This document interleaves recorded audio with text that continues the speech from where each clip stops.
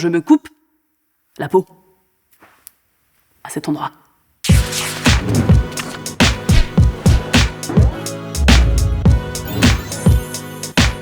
Alors ma première fois, sachant que je suis contre cette expression de la première fois, parce que c'est quand même très hétéronormé, et il y a plein de premières fois, en vrai. C'était le 8 avril 2004, j'avais 17 ans, 1 mois et 2 jours. C'est une date très importante.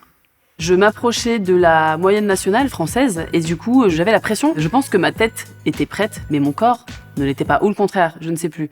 Mais c'est juste que là, je m'étais dit, ce soir, c'est le grand soir. À ce moment-là, je suis en couple avec un garçon qui est un peu plus âgé que moi. Il a une voiture, une chaîne en argent, il a des pics avec du gel, et à contre-jour, un peu de 3/4, il est pas mal.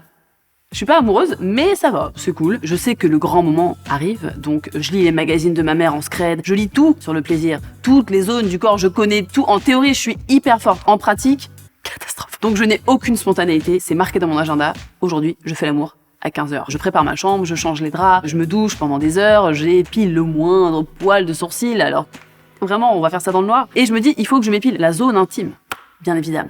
Alors à ce moment-là, je me mets la pression pour le faire. Avant d'épiler à la cire d'un geste rageur, je vais d'abord tailler un petit peu le buisson. Enfin, le buisson, le petit bouquet, bref. Donc qu'est-ce que je me dis à ce moment-là? Je me dis, en avant les ciseaux. Erreur. Grave erreur. Ne faites pas ça chez vous. Donc j'approche les ciseaux de cet endroit. J'étais un peu comme ça, genre oh mon Dieu, je vais vivre un moment historique. Dans l'euphorie, je me coupe la peau à cet endroit. Ça saigne. C'est pas marrant. Non, non, non. Au lieu de me dire, bah c'est peut-être pas le bon jour, je vais peut-être attendre un peu, j'y vais quand même. J'y vais quand même. Donc nous faisons l'amour, en ce qui me concerne, c'est la première fois, et c'est pas ouf. Évidemment, ça fait mal à cause de ma petite erreur, et surtout je pense que je ne suis pas prête psychologiquement. Avec le recul, je me dis, il faut vraiment écouter son corps. Quand on a un petit accident comme ça, juste avant, bah, on décale. On se prend un autre rendez-vous sur l'agenda. On n'est pas à 1 semaine près. Le fait de se précipiter, de stresser comme ça, bah, on peut se faire mal. Je pense que vraiment, il n'y a pas d'âge, pas de pression, que ce soit 14 ou 24, enfin, on s'en fout en fait. Je pense qu'il faut écouter donc son corps, respecter cet endroit de notre corps, cette zone si intime et si fragile avec laquelle on va vivre toute notre vie. Et aujourd'hui, je fais attention. S'il y a quelque chose qui est toujours là, qui a toujours été là et qui sera toujours là, c'est mon sexe. Pour moi, c'est vraiment le dos numéro 1 à respecter en fait. Donc mes conseils, c'est de prendre soin de soi, d'être douce avec soi, de s'écouter et de savoir quand est-ce que c'est le moment de faire telle ou telle chose.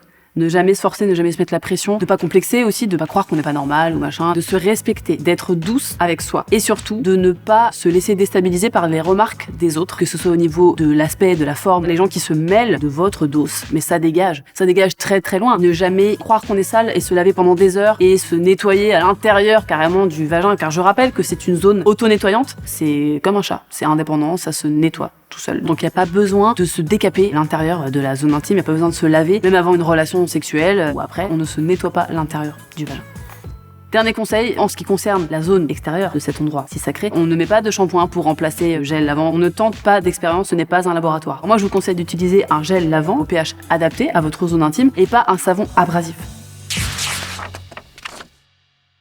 Écoutez, je la connais depuis 34 ans et je vais encore passer un bout de temps avec elle. Et je parle bien évidemment de ma zone intime, donc c'est vraiment la personne que je respecte le plus au monde.